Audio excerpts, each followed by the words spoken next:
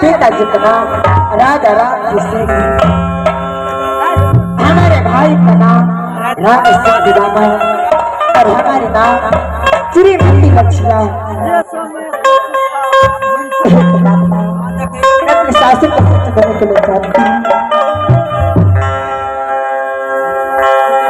हमारी सासुर राजपुर में ससुर जितना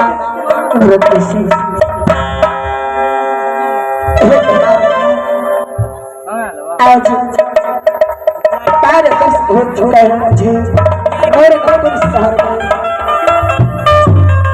लेकिन राज प्यारे से ना कोई खबर, ना कोई पति, ना कोई परवाना आई। लगता है क्या मेरे भाई बुला गए।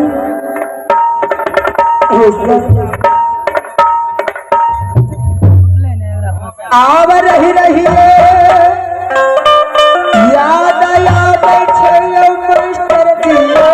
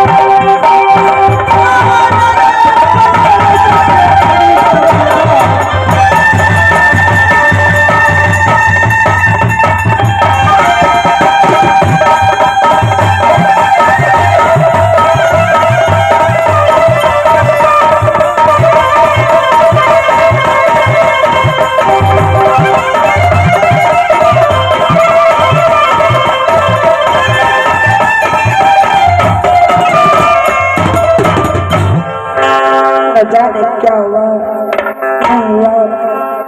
ठीक है, कोई बात नहीं। यहाँ से बात तुरंत बने के अंदर मैं अपने बहन गीता से मिलूंगी। एक बात में कहाँ है मेरी बहन गीता? आओ जल्दी से यही अब ये मैं साथी के